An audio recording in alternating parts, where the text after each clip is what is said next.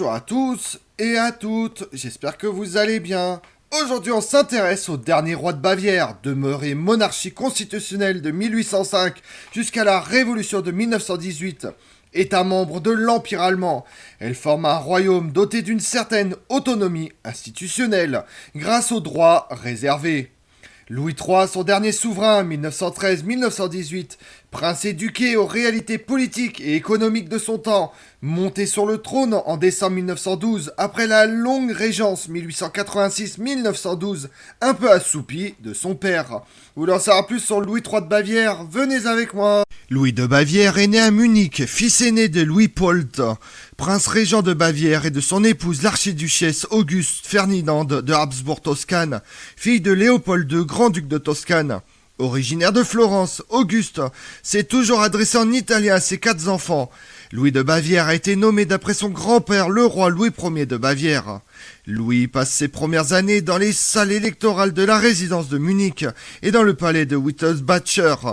En 1861, il a débuté une carrière militaire à 16 ans en tant que sous-lieutenant au 6e bataillon de chasseurs, lorsque son oncle, le roi Maximilien II de Bavière, lui donne une commission. Un an plus tard, il entre à l'université Ludwig Maximilian de Munich, où il étudie le droit et l'économie. À l'âge de 18 ans, le futur Louis III devient membre du Sénat et de la législature bavaroise en tant que prince de la maison royale. En 1866, la Bavière est alliée à l'Empire d'Autriche de François-Joseph de Habsbourg lors de la guerre austro-prussienne. Louis de Bavière avait le grade d'Oberleutnant. Il est blessé à la bataille d'Elbach d'une balle dans la cuisse, contribuant à recevoir la croix de chevalier de première classe de l'ordre du mérite militaire bavarois. En 1866, la Bavière était alliée à l'Empire d'Autriche de François-Joseph de Habsbourg lors de la guerre austro-prussienne. La bataille de Sadowa a déjà été victorieuse pour les Prussiens le 3 juillet et l'Autriche est déjà en train de négocier avec la Prusse.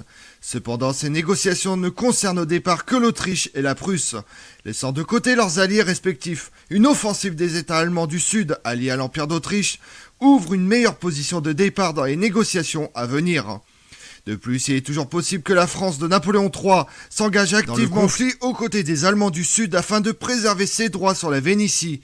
Louis de Bavière, avec le grade d'Oberleutnant, est blessé à la bataille d'Elmatz d'une balle dans la cuisse, contribuant à recevoir la croix du chevalier de première classe de l'ordre du mérite militaire. En juin 1867, Louis de Bavière se rend à Vienne pour assister aux funérailles de sa cousine, l'archiduchesse Mathilde d'Autriche, fille de la sœur de son père, la princesse Hildegarde de Bavière. Durant l'événement, le futur Louis III rencontre la cousine par alliance de Mathilde, Marie-Thérèse, archiduchesse d'Autriche-Est.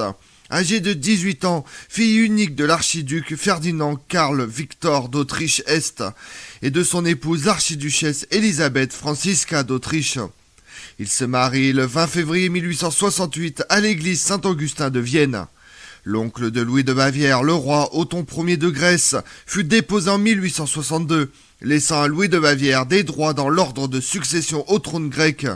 S'il avait réussi à se faire reconnaître roi des Grecs, cela aurait exigé qu'il renonce à sa foi catholique et devienne orthodoxe. L'oncle de Marie-Thérèse, François V, duc de Modène, était un fervent catholique. Il exige que dans le cadre de l'accord de mariage, Louis de Bavière renonce à ses droits au trône de Grèce et garantisse ainsi que ses enfants seraient élevés dans la religion catholique. De plus, la constitution grecque de 1843 interdisait aux souverains grecs d'être simultanément souverains d'un autre pays. Par conséquent, le frère cadet de Louis, Léopold, succède techniquement à la mort de leur père au droit d'Othon Ier, roi de Grèce déchu. Par son mariage, Louis de Bavière devient un homme riche. Marie-Thérèse avait hérité des grandes propriétés de son père. Elle possédait le domaine de Sarvar en Hongrie et un domaine en Moravie. Les revenus de ce domaine permirent à Louis de Bavière d'acheter un domaine en Bavière. Au fil des années, le futur roi de Bavière agrandit le domaine de Lustenten jusqu'à ce qu'il devienne l'un des plus grands et des plus rentables de Bavière. Louis de Bavière a parfois été ridiculisé en tant que producteur laitier en raison de son intérêt pour l'agriculture et l'élevage. Bien qu'il ait conservé une résidence à Munich, Louis et Marie-Thérèse ont vécu la plupart du temps à Lustenten. Ils ont eu un mariage heureux et dévoué et a donné naissance à 13 enfants. Tout au long de sa vie, Louis de Bavière s'est beaucoup intéressé à l'agriculture. À partir de 1868, il est président honoraire du comité central de la Société bavaroise d'agriculture. Il s'intéressait aussi beaucoup à la technologie, en particulier à l'énergie hydraulique.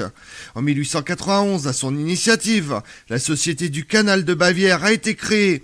En 1896, le prince Louis est nommé membre honoraire de l'Académie des sciences de Bavière. En tant que prince de la maison royale, il était membre du Sénat de la législature bavaroise.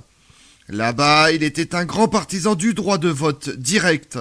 Depuis le 23 juin 1863, Louis était membre de la Chambre du Reichsrat. En 1870, il vote en tant que membre du Bundesrat pour l'acceptation des traités de novembre pour rejoindre la Confédération de l'Allemagne du Nord. En 1871, il se présente sans succès aux premières élections du Reichstag en tant que candidat du Parti patriote bavarois.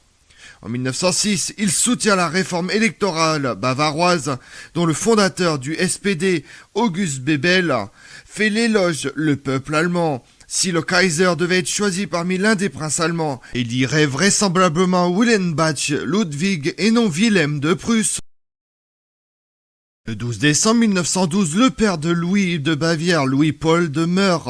Il avait participé activement à la déposition de son neveu, le roi Louis II de Bavière, et avait également agi en tant que prince-régent pour son autre neveu, le roi Othon Ier, également déclaré fou. Nominalement roi depuis 1886, il était sous surveillance médicale depuis 1883 et entendu depuis longtemps qu'il ne serait jamais mentalement capable de régner activement. Louis III succède immédiatement à son père en tant que régent et roi de facto sans le titre. Presque immédiatement, certains éléments de la presse et d'autres groupes de la société ont appelé Louis de Bavière à monter lui-même sur le trône.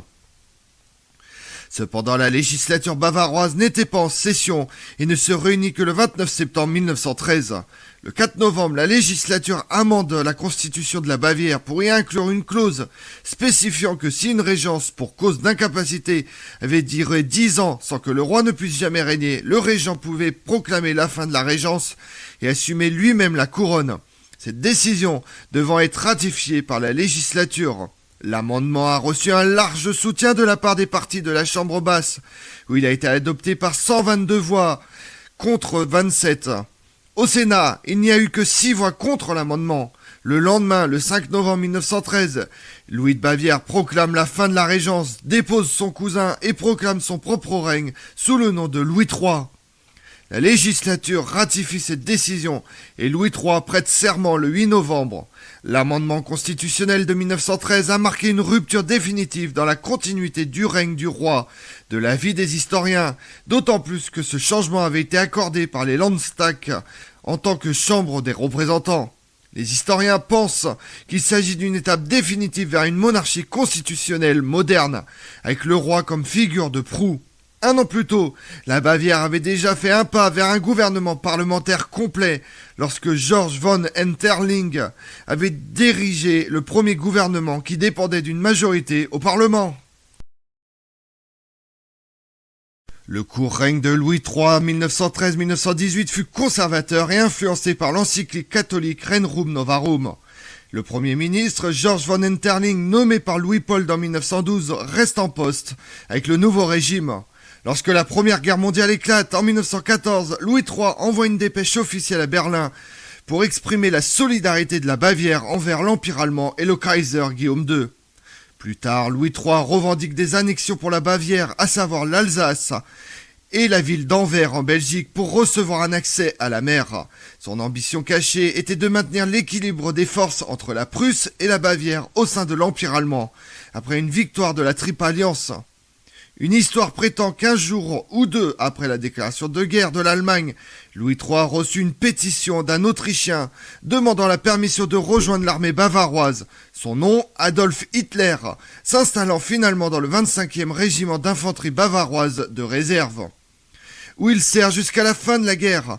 L'histoire n'est pas crédible en raison de l'effort bureaucratique remarquable qu'il aurait fallu pour s'occuper de cette question. Mineur pendant les jours de crise extrême, il faut y voir plutôt l'erreur bureaucratique responsable de l'enrôlement d'Hitler. En effet, en tant que ressortissant d'un pays allié, il aurait dû être envoyé en Autriche pour servir dans cette armée. Sur la base des enquêtes du gouvernement bavarois, Hitler a demandé à s'enrôler avec des milliers d'autres jeunes, où il a d'abord été refoulé parce que les autorités étaient submergées de candidats et n'avaient pas de place pour l'affecter. Il a finalement été rappelé pour servir dans un régiment d'infanterie avant d'être affecté au régiment d'infanterie de réserve de la Bavière.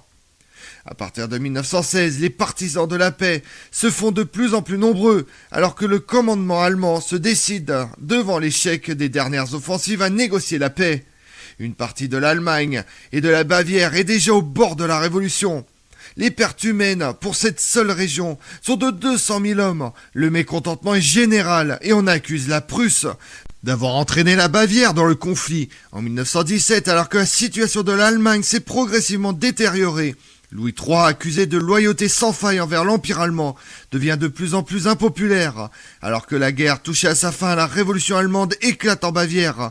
Déjà discutée depuis septembre 1917, le 2 novembre 1918, une vaste réforme constitutionnelle est mise en place par un accord entre le gouvernement royal et tous les groupes parlementaires, qui prévoit, entre autres, l'introduction de la représentation proportionnelle.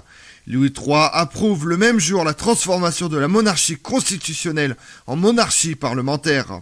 Pour la première fois, le 3 novembre 1918, à l'initiative de l'USPD, 1 millier de personnes se sont rassemblées pour protester en faveur de la paix et exiger la libération des dirigeants détenus. Le 7 novembre 1918, Louis III s'enfuit du palais royal à Munich avec sa famille et s'installe au château d'Anif, près de Salzbourg, pour ce qu'il espère un séjour temporaire. Il fut le premier monarque de l'Empire allemand à être destitué. Le lendemain, l'État populaire de Bavière est proclamé. Le 12 novembre 1918, un jour après l'armistice, le Premier ministre Daendel se rend au château d'Anif pour voir le roi dans l'espoir de le persuader d'abdiquer. Louis III refuse, donnant à la place la déclaration d'Anif, dans laquelle il libérait tous les fonctionnaires du gouvernement, soldats et officiers civils, de leur serment de loyauté envers lui. Il a également déclaré qu'à la suite des événements récents, il n'était plus en mesure de diriger le gouvernement. La déclaration a été publiée par le nouveau gouvernement le lendemain. Bien que le mot « abdication » n'apparaisse jamais dans le document, le gouvernement l'interprète comme tel et ajoute une déclaration selon laquelle Louis III et sa famille sont les bienvenus en Bavière en tant que citoyens privés tant qu'ils n'agissent pas contre l'État populaire. Cette déclaration a effectivement détrôné les Wittelsbach et mis fin au règne de 738 ans de la famille sur la Bavière. Louis III décide de retourner temporairement en Bavière. Sa femme Marie-Thérèse meurt le 3 février 1919 au château de Windenwart. En février 1919, Esner est assassiné. Le nonce apostolique Eugenio Paciali, futur Pie XII, est molesté. Louis III s'attend à un acte de vengeance anti-royaliste et quitte précipitamment la Bavière pour rejoindre la Hongrie, puis le Liechtenstein et enfin la Suisse. Le renversement presque pacifique de 1918 a été suivi d'une période de violence avec les révolutions rouges et blanches. Il retourne en Bavière en avril 1920 et vécut à nouveau au château de Windenwart.